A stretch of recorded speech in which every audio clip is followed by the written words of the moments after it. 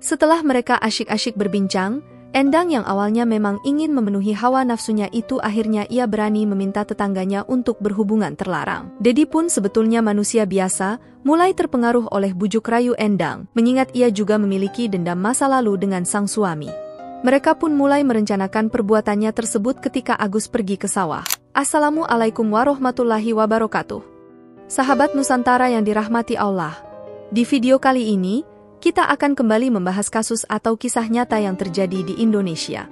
Jadi, ada seorang pria muda yang sudah berkeluarga dan telah banting tulang bekerja di sawah untuk memenuhi kebutuhan keluarganya. Namun, di belakang itu semua, istrinya malah melakukan tindakan yang tidak termaafkan bersama tetangganya. Hingga pada akhirnya, sang istri pun mulai merencanakan niat jahat bersama tetangganya itu kepada suaminya sendiri.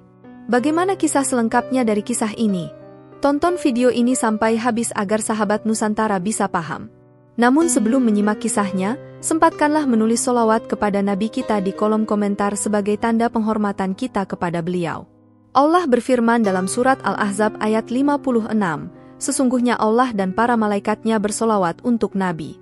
Wahai orang-orang yang beriman, bersolawatlah kamu untuk Nabi dan ucapkanlah salam dengan penuh penghormatan kepadanya. Sebelum kita mulai videonya, seperti biasa, jangan lupa untuk like, share dan subscribe channel ini. Siapkan posisi ternyaman kalian untuk menikmati video ini. Baiklah, sekarang, mari kita bahas. Di sebuah daerah, tepatnya di Dusun Sukarama, Desa Haduliang, Kecamatan Natar, Lampung Selatan, terdapat keluarga bahagia yang hidup di desa itu. Keluarga tersebut terdiri dari suami yang bernama Agus, umur 24 tahun, dan istrinya yang bernama Endang, berumur lebih tua dari suaminya yaitu 36 tahun. Usia dari pernikahannya itu terbilang cukup lama sehingga mereka pun dikaruniai satu putri sulung yang sangat mereka cintai. Kehidupan dari keluarga tersebut bisa dibilang makmur dan di mata warga mereka cukup baik ketika diajak berbicara. Diketahui, sang suami sering pergi ke sawah untuk menafkahi keluarganya itu. Di sisi lain, Endang atau istrinya merasa kebutuhan ekonomi pada saat itu sangat susah. Ia pun juga memutuskan untuk bekerja sebagai seorang pegawai roti di sebuah perusahaan yang terletak tidak jauh dari kediamannya. Bahkan, saat dewasa, putrinya juga pun pergi merantau atas keinginannya untuk mencari kerja. Jadi, bisa kita simpulkan di keluarga tersebut tidak ada masalah dalam perekonomian, mengingat keluarga dari Agus ini memiliki jiwa pekerja yang kuat. Tapi, akibat dari keluarganya yang sibuk, alhasil kurangnya rasa kebersamaan yang dirasakan oleh sang istri. Karena pada saat itu sang suami kadang pulang hingga larut malam sehingga tidak ada waktu bagi istrinya, apalagi anaknya yang kini beranjak dewasa pergi untuk memilih kehidupan sendiri. Tibalah di mana waktu Endang menginginkan jatahnya sebagai pasangan suami istri. Namun, mengingat Agus jarang pulang ke rumah, Endang pun mulai melirik-lirik ke tetangganya yang bernama Dedi. Diketahui, sebelum Dedi ada pria lain yang bernama Karenan bersama Endang ini. Namun, entah apa masalahnya, mereka pun berpisah. Singkat cerita, setiap Agus pergi ke sawah, Endang akan mengajak Dedi tetangganya untuk bertemu. Untuk pertemuan pertamanya, mereka hanya berbincang soal masalah kehidupannya masing-masing. Akan tetapi, lama-kelamaan mereka pun mulai membicarakan hal-hal yang berbau sensitif. Disinilah awal dari peristiwa kelam itu akan terjadi. Setelah mereka asyik-asyik berbincang, Endang yang awalnya memang ingin memenuhi hawa nafsunya itu akhirnya ia berani meminta tetangganya untuk berhubungan terlarang. Dedi pun sebetulnya manusia biasa, mulai terpengaruh oleh bujuk rayu Endang, mengingat ia juga memiliki dendam masa lalu dengan sang suami.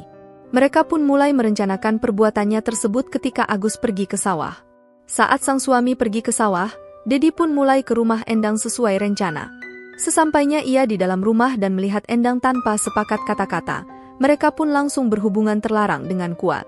Setelah ia puas, barulah mereka mulai berbincang satu sama lain. Di dalam perbincangan tersebut, ada pembahasan yang aneh dan ceritakan dengan tetangganya. Kenapa tidak, dia malah berniat untuk menghilangkan nyawa suaminya itu. Dedi pun tanpa masalah menyetujui permintaan dari Endang. Namun, ia masih belum merencanakan kapan untuk memulai aksi kecilnya. Setelah perbincangan itu selesai, Dedi pun mulai pulang karena Agus sudah ingin kembali dari sawah pada saat itu. Akan tetapi, sebelum pulang, Endang sontak mengatakan, "Besok kesini ya, kita main itu lagi," ucapnya. Setelah berhari-hari berlalu, Endang dan tetangganya itu pun sering melakukan hubungan terlarang ketika suaminya ke sawah. Padahal, suaminya pada saat itu masih berumur 24 tahun yang bisa dikatakan masa-masa primanya. Tibalah pada satu waktu dini hari, Endang pun ketahuan diam-diam mendekati pria yang bernama Farhan yang ia kenal sebelumnya. Padahal sudah pisah, Farhan sering menghubungi Endang sehingga membuat keluarganya bertengkar hebat. Pertengkaran hebat itu diketahui Dedi yang diam-diam juga memacari Endang. Sayangnya, Agus tidak tahu Endang berselingkuh dengan Dedi, tetangga depan rumahnya.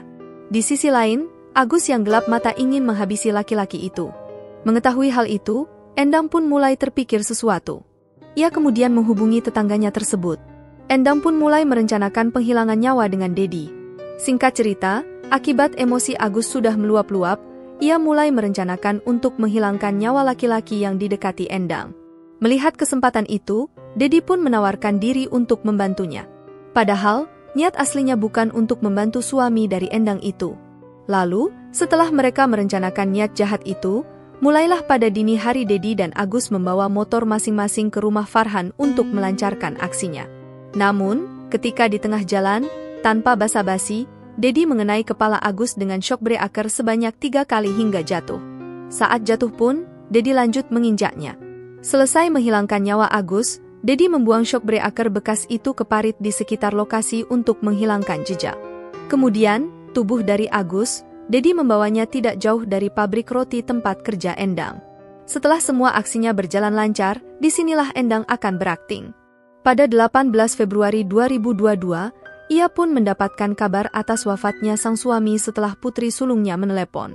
Endang pun merasa kaget dan sedih ketika mendengar kabar tersebut karena anaknya mengetahui kabar ayahnya yang sudah tiada.